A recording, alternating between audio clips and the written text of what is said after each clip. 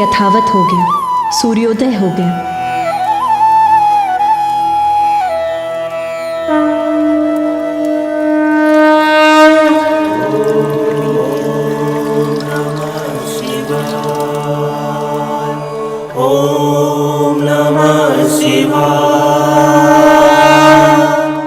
मुझे महादेव को ये सूचना देनी ही होगी कि एक ढोंगी जलंधर नामक असुर स्वयं को भगवान मानकर हम देवताओं को उसकी प्रभुता स्वीकार करने के लिए बलपूर्वक विवश कर रहा है।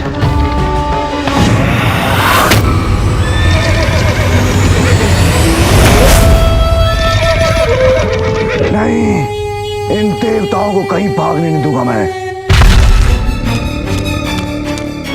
श्रेष्ठ, रुक जाइए। आप उन देवताओं का पीछा नहीं कर सकते क्योंकि ये देवता कैलाश की ओर भाग रहे हैं। स्मरण कीजिए कि आपको गुरु शुक्राचार्य ने क्या कहा था। आपको कैलाश के निकट और शिव के समक्ष नहीं जाना है क्योंकि एकमात्र शिव ही है जो आपका वध कर सकते हैं। इसलिए आपको सदैव कैलाश से दूर रहना है बलश्रेष्ठ। आपको कैलाश के निकट और शिव के समक्ष नहीं जाना है क्योंकि एकमात्र शिव ही है जो आपका वध कर सकते हैं।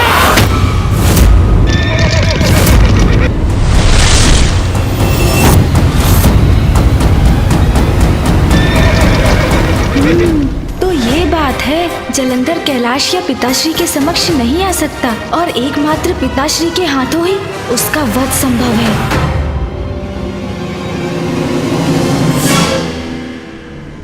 भाग गए वीरू देवताओं, किंतु कभी ना कभी तो फिर आओगे मेरे समक्ष।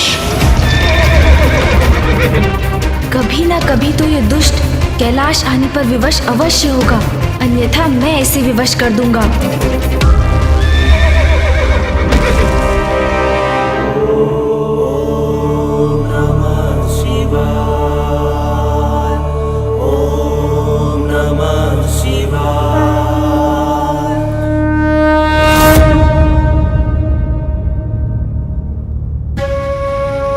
महादेव तो ध्यान मग्न है और उनका ध्यान भंग करना उचित नहीं होगा। प्रथम पूज्य गणेश जी, अब आप ही बताइए हम क्या करें। जलंधर ने आज जो अपराध किया उसे महादेव को बताना आवश्यक है। पुत्र गणेश। माँ, प्रणाम माँ। प्रणाम माता।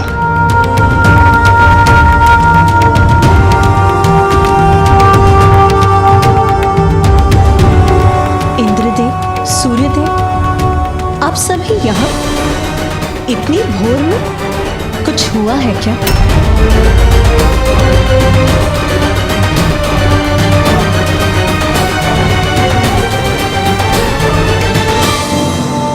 देवता इतनी दीन अवस्था में क्यों है? क्या कारण है आपकी इस अवस्था का? जलंधर। जलंधर?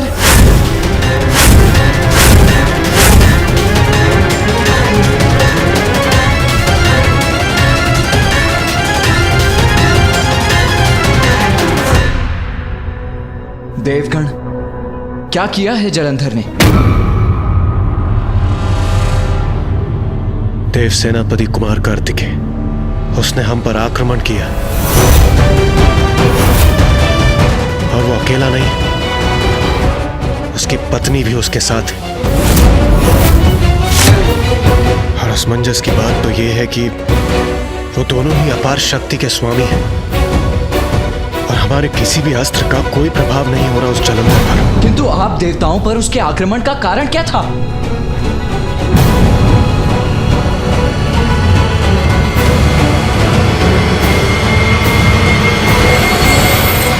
मैं जब नियमित रूप से अपनी दिनचर्या का आरंभ कर रहा था तब उस जलंधर ने मेरा मार्ग रोक दिया। मैंने आगे बढ़ने का प्रयत्न किया तो उसने मुझ पर आक्रमण किया और जब इंद्रदेव और अन्य देवता मेरी सहायता के लिए आए तो उसने हम सभी पर आक्रमण कर दिया और हम सब की दुर्दशा कर दी। तो उसने आपका मार्ग क्यों रोका सूर्यदेव? माता दुष्ट है वो। कदाचित अपनी दुष्टता के कारण अहंकार वश ऐसा किया उसने। सूर्यदेव का मार्ग रोका, सृष्टि के नियमों को भंग करने का प्रयास किया। ये तो जैसे स्वयं जगत पिता महादेव को चुनौती देने के समान है। क्या आप हमसे कुछ छिपा रहे हैं सूर्यदेव? जो कुछ भी है स्पष्ट कहिए सूर्यदेव। माता वो स्वयं को नवीन भगवान कहता है और चाहता है कि सर्वप्रथम मैं उसका अभिवादन करूं। देखा माँ, अब वो सभी से अपनी पूजा करवाना चाहता है। उसके इस अपराध का दंड उसे अवश्य मिलकर ही रहेगा। इस जलंधर का दुस्साहस बढ़ता ही जा रहा है। यदि इसे समय रहते नहीं रोका गया तो ये शुभ नहीं होगा। माँ, मैं जाकर जलंधर को समझाता हूँ। उससे ज्ञात करूँगा कि वो स्वयं को भगवान क्यों कहते हैं। देखता हूँ कि इस समस्या का क्या समाधान संभव है। कहने सुनने समझाने का समय अब गया। वार्तालाप के नहीं, प्रहार के योग्य है वो।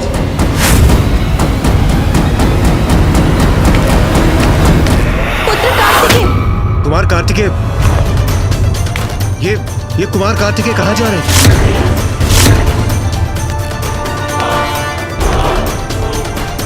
पुत्र कार्तिकेय आवेश में जलंधर के पास जा रहा है। नहीं, ये उचित नहीं। इससे तो स्थिति बिगड़ जाएगी। पिताश्री ध्यान मग्न अवश्य है, किंतु मैं नहीं। जलंधर, मैं तुम्हें तुम्हारे अपराधों का दंड अवश्य दूंगा।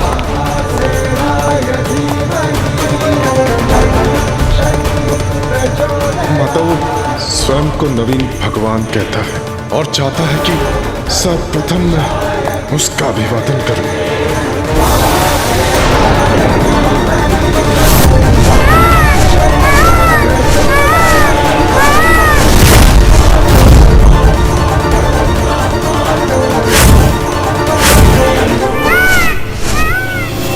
माँ, आप चिंता ना करें। मैं जाकर भैया को रोकता हूँ। मूषक जी! जी प्रभु।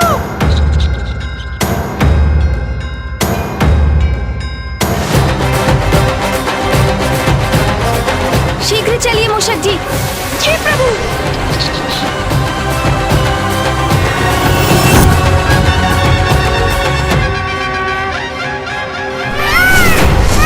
मुझे भैया को रोकना ही होगा। क्रोधावेश में भैया जलंधर के साथ युद्ध आरंभ कर देंगे, जो निरंतर चलता रहेगा। हाँ प्रभु। भैया स्वयं परम ब्रह्म देव सेनापति है, किंतु जलंधर का वध एकमात्र पिताश्री ही कर सकते हैं। ये भैया को ज्ञात नहीं, इसलिए ये युद्ध बहुत विनाश करेगा। मूषक जी, भैया को रोकना अति आवश्यक है। प्रभु, हम कुमार कार्तिकेय की गति का सामना कैसे कर सकते हैं? चिंता मत कीजिए मूषक जी, हमारे पास एक उपाय है। उपाय है?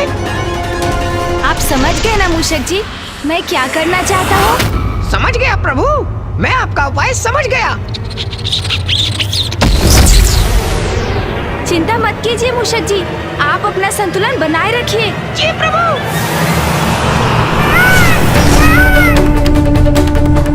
नष्ट भ्रष्ट कर दूंगा मैं जलंधर और उसके इस प्रपंच को। मूषक जी, शीघ्रता से नीचे चलिए। जी प्रभु।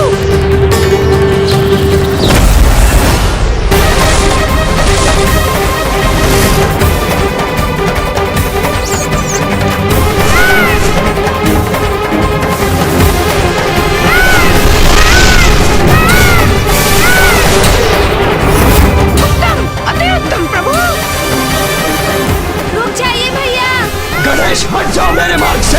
नहीं भैया, मैं आपको और आगे नहीं जाने दे सकता। मत रोको मुझे।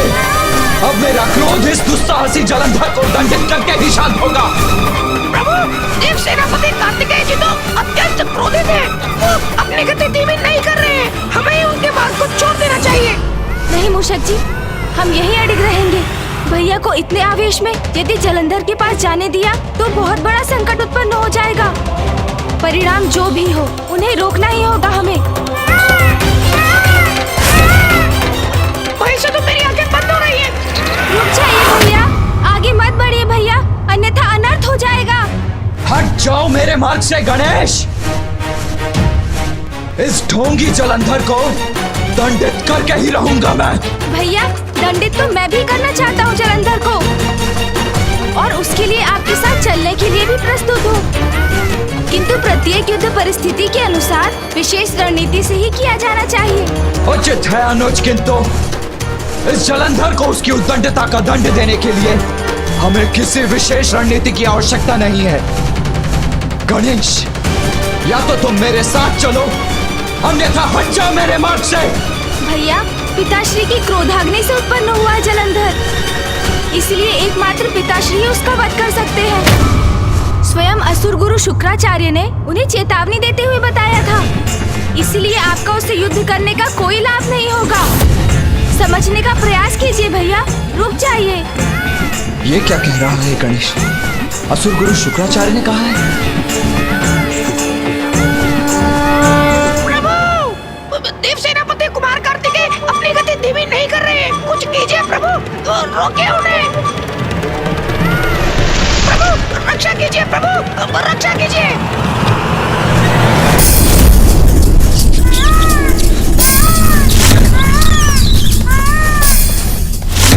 आज तो प्राण अवश्य जाएंगे।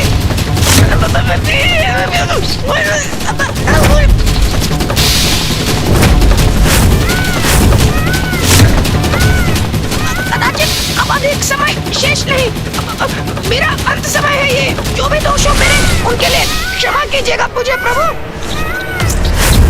प्रभु मेरे प्राण गए। रुकिए मयूर जी। प्रभु मेरे प्राण गए क्या? अब आप सुरक्षित हैं मूषक जी? हैं? कुछ नहीं हुआ मुझे, मैं जीवित हूँ। कुमार कार्तिकेय रुक गए, मेरी रक्षा हो गई। धन्यवाद प्रभु, जीवित हूँ मैं, जीवित हूँ। गणेश, क्या तुम्हें पूर्ण विश्वास है कि एकमात्र पिताश्री ही जलंधर का अंत कर सकते हैं? हाँ भैया, यही सत्य है। मैंने स्वयं जलंधर की पत्नी के मुख से सुना है। स्मरण कीजिए कि आपको गुरु शुक्राचार्य ने क्या कहा था।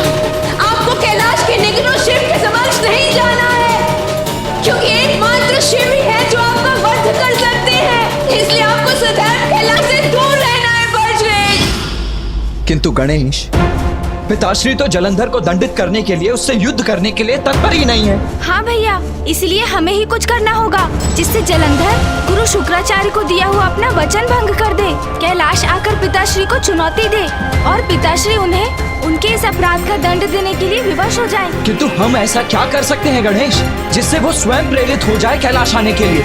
संकट की आहट सुनकर तो साधारण वन्य पशु भी दूर चले जाते हैं। सिंह को देखकर मृग स्वयं उसके मुख में प्रवेश नहीं करता, तो फिर जलंधर को उसकी मृत्यु का कारण ज्ञात होने पर भी वो पिताश्री के समक्ष भला आएगा ही क्यों? आएंगे भैया, वो अवश्य आएंगे। उनकी आसुरी प्रवृत्ति ही उन्हें विनाश तक खींच लाएगी, किंतु इसके लिए हमें बल से अधिक बुद्धि की युक्ति की आवश्यकता है, और वो युक्ति मैंने सोच ली है भैया। गणेश, बुद्धि का प्रयोग अवश्य करो तुम, किंतु मैं उस जलंधर को दंडित करने में तनिक भी प्रतीक्षा नहीं करना चाहता। अब उसकी कोई भी उद्दंडता नहीं सहूंगा मैं। भैया का क्रोध शांत नहीं हुआ है, मुझे शीघ्र अपनी युक्ति से जलंधर का उपाय करना होगा, अन्यथा कहीं भैया जलंधर से युद्ध न आरंभ कर दे।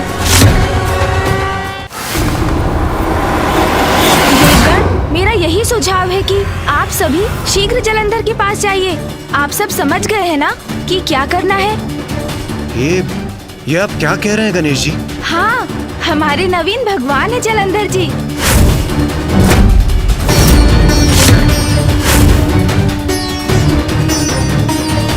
और भगवान के आदेश का पालन तो हमारा कर्तव्य है, तो उनके आदेश का पालन कीजिए। उनकी सभा में उपस्थित होकर बढ़ा चढ़ाकर उनकी प्रशंसा कीजिए, प्रसन्न कीजिए उन्हें। जलंधर के पास जाएं, उसकी प्रशंसा करें। आप हमें एक ऐसा आदेश दे रहे हैं प्रथम पूज्य श्री गणेश जी? भोर में जो हुआ, जिस प्रकार उसने हमें आतंकित किया, उसके बाद भी आप इन असुरों को बढ़ावा क्यों दे रहे हैं? प्रथम पूज्य गणेश जी, आप हमें ऐसा करने क्यों कह रहे हैं? हम इसका तात्पर्य नहीं समझ पा रहे हैं गणेश जी। हम भी समझ नहीं पा रहे। प्रथम पूज्य है गणेश। उसका कोई भी सुझाव अनुचित नहीं हो सकता। मुझे विश्वास है गणेश का सुझाव जलंधर के आतंक को बढ़ाने के लिए नहीं, उसे मिटाने के लिए है। बुद्धि का देवता है गणेश। वो जो भी कहता है पूर्ण सोच विचार करके ही कहता है। आप सभी को भी उसकी बुद्धि पर विश्वास कर उसके सुझाव को स्वीकार कर लेना चाहिए। माता, मुझे प्रथम पूज्य श्री गणेश जी की बुद्धि पर कदापि संदेह नहीं है। मैं तो बस उनके दिए सुझाव को लेकर आश्चर्यचकित था। यदि संदेह नहीं है तो ये चर्चा व्यर्थ। आप वही करिए जो गणेश ने कहा है। ये लीजिए प्रिय बलश्रेष्ठ, मदिरा पान कीजिए और शांत हो जाइए। मदिरा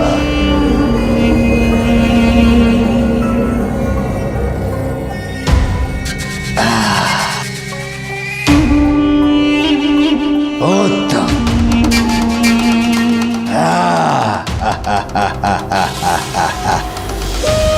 प्रिय बलश्रेष्ठ, ये सभी देवता अनंत काल से महादेव के अधीन रहे हैं, तो इतनी शीघ्र आपकी सत्ता कैसे स्वीकार करेंगे?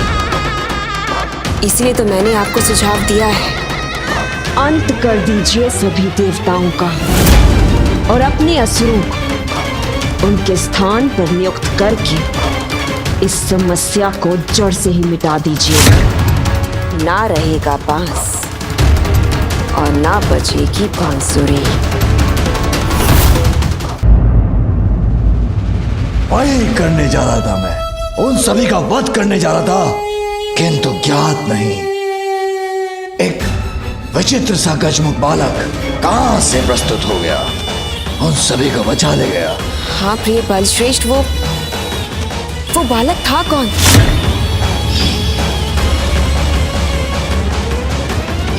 ये ज्ञात कर उसे उसकी इस उद्दंडता के लिए दंडित करना अति आवश्यक है। देवराज, विष का उपचार करने के लिए विष का ही प्रयोग करना होता है।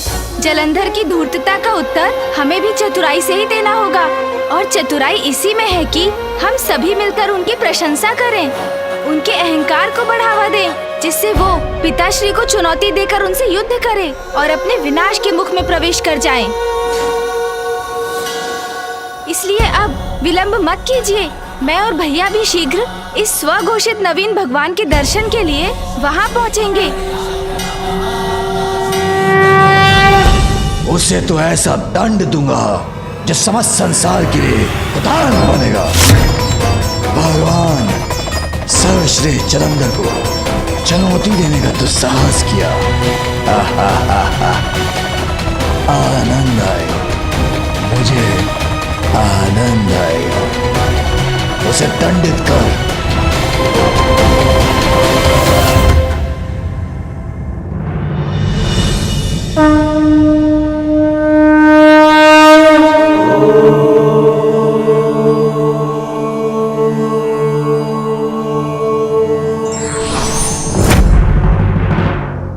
गणेश, तुम्हारी इस युक्ति में तुम्हारा साथ अवश्य दूंगा मैं, किंतु यदि जलंधर ने पुनः अपने शब्दों से अथवा अपने किसी भी कृत्य से अपनी सीमाएं लांघी तो उस पर आक्रमण करने में तनिक भी संकोच नहीं करूंगा मैं।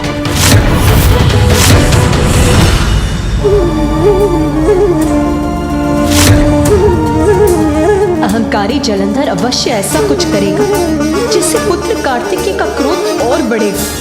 तब यदि उसने जलंधर पर वार किया तो गणेश की युक्ति कैसे सफल होगी? माँ, ये कार्य तो बहुत जटिल हो गया है। मुझे बहुत सावधान रहना होगा, क्योंकि एक ओर जलंधर की मूर्खता है तो दूसरी ओर है कार्तिकेय भैया का क्रोध। हाँ पुत्र गणेश, तुम्हारे अग्रज कार्तिकेय तो अत्यंत क्रोधित है। उसके क्रोध का ज्वालामुखी तो कभी भी फट सकता है। यदि ऐसा हुआ तो तुम्हें ही उसे संभालना होगा पुत्र। हाँ माँ, मूर्ख की मूर्खता ही उसका नाश करती है।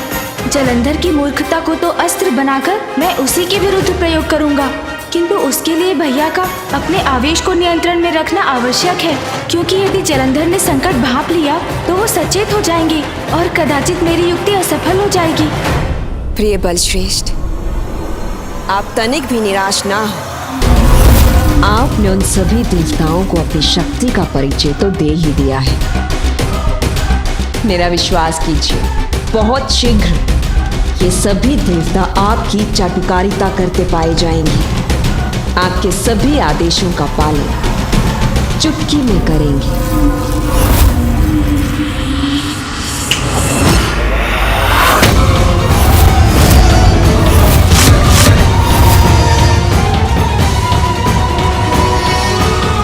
अरे वाह, ब्रह्मा ने चुटकी बजाई और सभी देव भय खाकर आ भी गए अभी। तो अंततः देवताओं को बात समझ में आ ही गई कि उनका हित यही है, मेरे बलश्रेष्ठ के समक्ष।